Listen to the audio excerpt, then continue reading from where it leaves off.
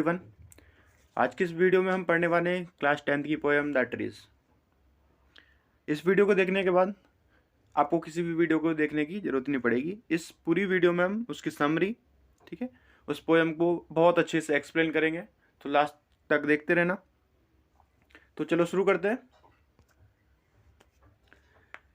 ये जो पोएम है इसको लिखा है एंड्रे रिच ने, ठीक है, जिनका जन्म होता है बाल्टीमोर यूएसए में। She was a famous poet, essayist and feminist. She has written the poem the trees. जो हमारी पोएम है द ट्रीज, इसकी जो राइटर है ए रिच है, जो कि यूएसए से हैं।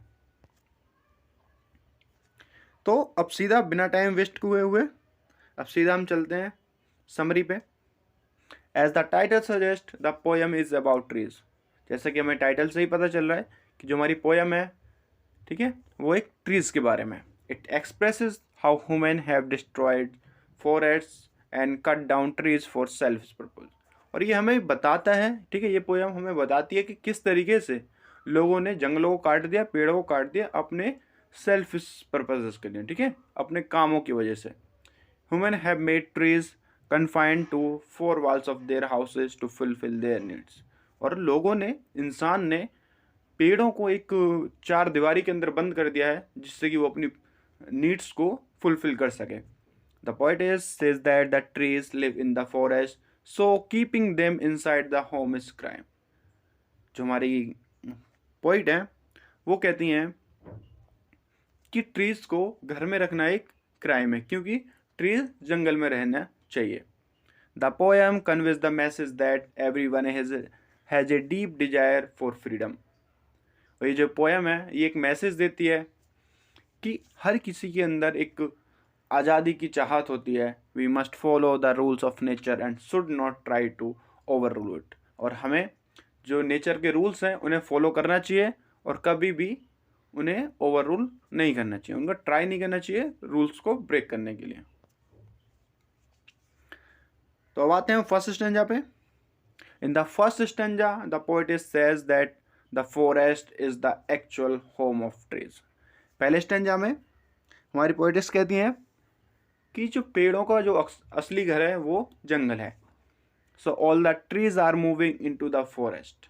तो इसलिए सभी पेड़ जंगल की तरफ मूव कर रहे हैं, which was empty for a long time, जो कि एक बहुत लंबे समय से खाली था। Here trees are used as metaphor by the poetess to show how drastically human have destroy the forest. यहाँ पर जो ट्री का उन्होंने यूज करा, ठीक है, हमारे पोएटेस ने यूज करा है, वो मेटाफोर की तरह से यूज करा है, ये दिखाने के लिए कि इंसानों ने पेड़ों को किस तरह से बर्बाद कर दिया है। They have cut down the trees to fulfil their needs. उन्होंने पेड़ों को काट दिया है अपनी ज़रूरतों को पूरा करने के लिए। And have confined this trees to the walls of their house. और अपने घर की 4 दीवारी में इन पेड़ों को बंद कर दिया है। But now these trees have started their movement and are moving towards the forest। लेकिन अब इन पेड़ों ने अपना मूवमेंट स्टार्ट कर दिया है और ये अब जंगल की तरफ मूव करने लगे हैं।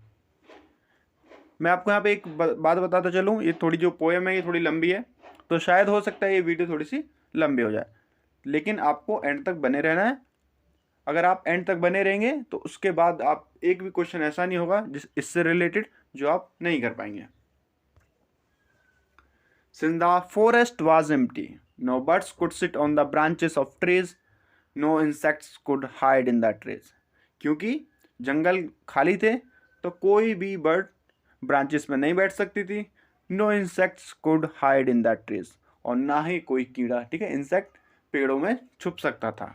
And the sunlight could never disappear under the shadow of trees. जो हमारी सूरज की रोशनी है वो कभी भी डिसअपियर नहीं हो रही है, क्योंकि अगर जब क्यों नहीं हो रही है, क्योंकि वहाँ पे शेड ऑफ ट्री नहीं है। However now that the trees have start moving. लेकिन अब जब पेड़ों ने मूव करना स्टार्ट कर दिया है, the empty forest will be filled by the trees by the next morning. जब पेड़ों ने मूव करना स्टार्ट कर दिया है तो अगली सुबह तक पूरा जंगल पेड़ों से भर जाएगा। अब आते हैं हम सेकंड स्टैंजा पे। हमारे यहाँ पे फर्स्ट स्टेंजा कंप्लीट हो जाता है। The second stanza explain the effort put in by trees to free themselves from the boundaries of humans houses. जो हमारा सेकंड स्टेंजा है वो हमें एक्सप्लेन करता है कि किस तरीके से, कितनी मेहनत के बाद, ठीक है, कितने एफर्ट्स के बाद ट्रीज अपने आप को खुद को बचा पाए हैं ह्यूमंस की बाउंड्रीज से। The poetess says that the roots of the trees work all night to separate themselves from the cracks of veranda floor। ये पोएटेस कहती हैं कि जो पेड़ की जड़ें हैं उन्होंने कितनी मेहनत करी है, पूरी रात भर मेहनत करी है खुद को बरामदे की क्रैक से अलग करने की। The leaves of the tree try to put pressure on the glass so that they can break the glass ceiling। और जो ट्री की पत्तियां हैं उन्होंने ग्लास पर इतना प्रेशर डाला है, ठीक है, जो जिससे कि जो हमारी ग्लास सीलिंग है वो टूट जाए। The small stems of the tree have become hard due to the continuous effort to free themselves. और आगे वो लिखती हैं कि जो हमारी ये छोटी छोटी टहनियाँ होती हैं, स्टीम्स होती है, ये भी बहुत हार्ड हो चुकी हैं क्योंकि वो लगातार आज़ादी और फ्री होने के लिए ट्राई कर रही हैं। The long branches of the tree have shrunken because of the less space available for them to expand under the roof। और जो बड़ी ब्रांचेस हैं वो सिकुड़ गई हैं क्योंकि छत के नीचे जगह की कमी है। Trees move slowly from home. पेड़ धीरे धीरे घर से मूव कर रहे हैं। Look like newly discharge patient from the hospital. जैसे कि हॉस्पिटल से एक नया डिस्चार्ज पेशेंट निकलता है। यहाँ पर हमारी पोएटेस ने ट्रीज को और पेशेंट्स को कंपेयर किया है। They are a little confused while moving to the clinic door. वो थोड़े से कंफ्यूज होते हैं जब वो क्लिनिक की डोर की तरफ जाते हैं। As they are not able to believe that they are coming back to their actual home in the forest. क्योंकि वो ये विश्वास नहीं कर पा रहे होते हैं कि वो अपने असली घर जंगल में जा रहे हैं। यहाँ पे हमारा सेकंड स्टेंजा पूरा हो जाता है। अब आता है हमारा third stanza. In the third stanza the poetess says that the she sits inside the home on the veranda and keeps the door open. तीसरे स्टेंजा में तो हमारी पोएटेस हैं वो कहती हैं कि वो घर के अंदर वरांडे में बैठ जाती हैं और जो उनका घर का गेट है उसको खुला रखती हैं। She writes long letters in which she hardly mentions the departure of trees to their empty forest. वो लिखती हैं, एक लंबे शब्दों में लिखती हैं, hardly mention the departure of trees to their empty forest. और वो मेंशन करती हैं कि जो ट्री का डिपार्चर है, ठीक है, इनका मूवमेंट है ट्री फॉरेस्ट की तरफ, उसके बारे में वो लिखती हैं। इट्स नाइट टाइम, ये रात का समय है। And the moon is shining in the sky, और चंद्रमा चमक रहा है इन आसमान में। The poetess can smell the odour of leaves and lichen become coming to her. और जो हमारी पोएटेस हैं वो लीव्स की और छाल की जो खुशबू है, ठीक है, स्मेल है, उसको वो महसूस कर सकते हैं, सूंघ सकते हैं। The smell of trees reaches her in a similar way as a voice reaches a room. और जो ये स्मेल है ये उसी तरीके से पहुंच रही है जिस तरीके से एक कमरे में एक आवाज़ पहुंचती है। In this stanza, the poetess listens to the whisper of trees leaving the house। और इस स्टेंजा में जो हमारी पोएटेस हैं वो ट्रीज की विस्परिंग सुनती हैं, ठीक है, उनकी फुसफुसाहट को सुनती हैं।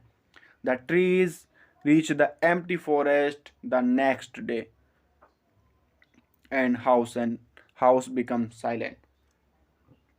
जो ट्रीज हैं हमारे वो अगली सुबह सभी जंगल में चले जाते हैं और जो घर है वो बिल्कुल साइलेंट, शांत हो जाता है। Now the poetess can hear the sounds of glass breaking. लेकिन अब जो हमारी पोएटेस हैं वो जो ग्लास टूट रहा है, ठीक है, उसकी आवाज़ को सुन सकती हैं। As the glass breaks the trees move in a hurry. जैसे ग्लास टूटता है वो ट्री हमारा जल्दी में वहाँ से मूव करता है। Due to which they fall on each other, जिसकी वजह से वो एक दूसरे पर गिर पड़ते हैं। The trees feel that the wind is blowing faster as it wants to meet them soon. और ट्रीज ये फील करते हैं कि हवा बहुत तेजी से बहने लगी है, जैसे वो उनसे मिलना चाहती है। The trees are so tall that they break the moon into pieces like a mirror.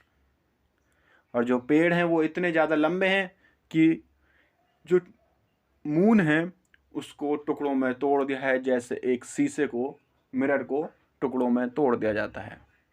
Now the moon looks like a crown on the head of the oak tree. और अब जो मून है वो ओक ट्री के ऊपर एक crown की तरह लग रहा है।